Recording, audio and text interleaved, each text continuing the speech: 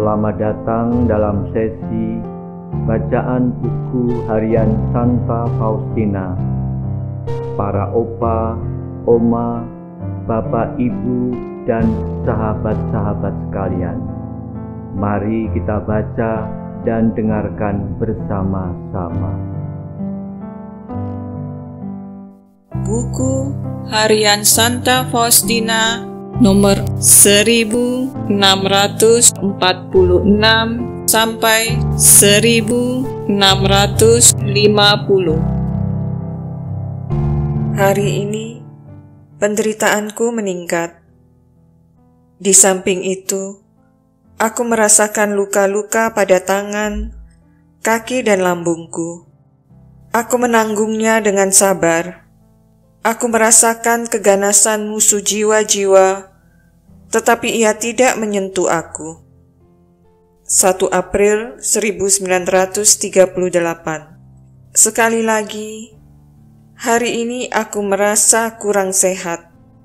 Demam tinggi mulai menyerang aku, dan aku tidak dapat makan apapun.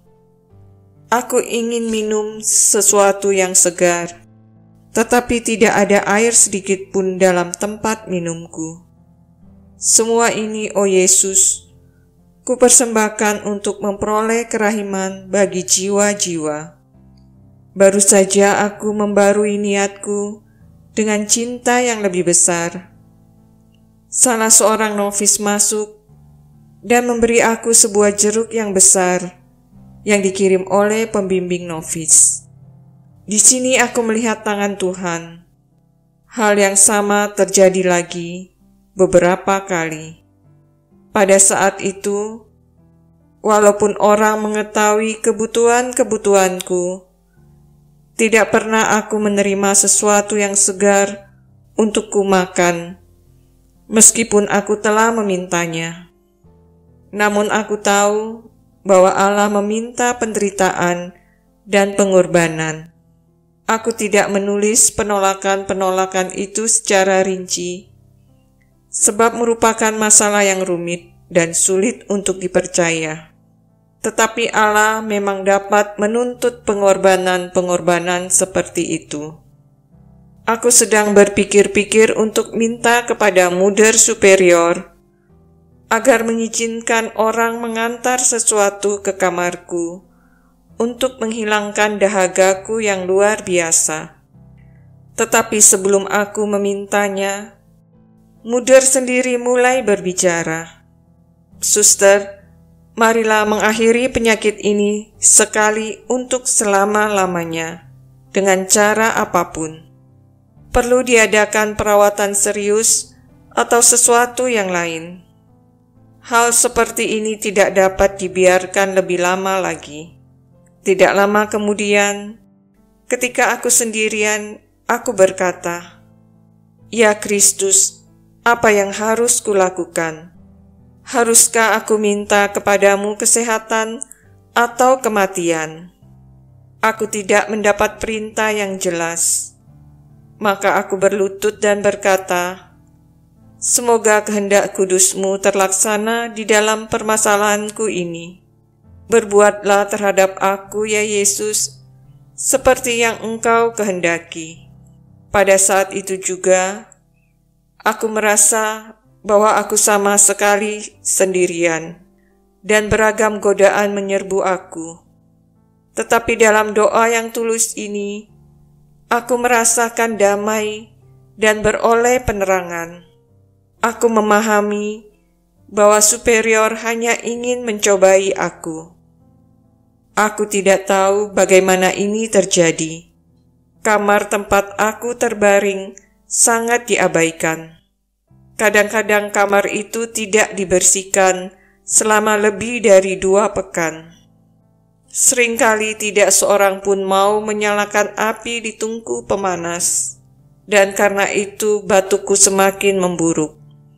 Kadang-kadang aku minta agar api dinyalakan, dan pada kesempatan lain aku tidak memiliki keberanian untuk memintanya. Pada suatu kesempatan, Mother Superior datang menengok aku. Ketika ia bertanya, apakah aku memerlukan sesuatu untuk lebih menghangatkan ruangan, aku berkata, tidak, sebab udara di luar sudah lebih hangat dan kami sudah membuka jendela. Jumat pertama, ketika aku mengambil mingguan Poslaniek Seka Jesu Sowego dan membaca laporan mengenai kanonisasi Santo Andreas Bobola, jiwaku tiba-tiba dipenuhi dengan kerinduan yang amat besar agar kongregasi kami pun memiliki seorang santa. Dan aku menangis seperti anak kecil bahwa tidak ada santa di tengah-tengah kami. Maka aku berkata kepada Tuhan, aku mengetahui kemurahan-Mu, tetapi aku merasa bahwa Engkau kurang murah hati kepada kami. Dan sekali lagi aku menangis seperti anak kecil. Maka Tuhan berkata kepadaku, jangan menangis, Engkaulah santa itu. Kemudian terang Allah menyinari jiwaku, dan aku diberitahu betapa banyaknya aku harus menderita. Maka aku berkata kepada Tuhan, bagaimana itu akan terjadi? Engkau telah berkata kepadaku mengenai kongregasi lain, dan Tuhan menjawab, bukanlah urusanmu bagaimana hal itu akan terjadi. Tugasmu adalah bersikap setia kepada rahmat-Ku dan selalu melakukan apa yang ada dalam batas kemampuanmu dan apa yang diizinkan oleh ketaatan untuk engkau lakukan. Demikian telah kita baca dan dengarkan bersama-sama buku harian Santa Faustina hari ini. Kita akan lanjutkan bersama-sama besok di waktu yang sama. Berkah dalam.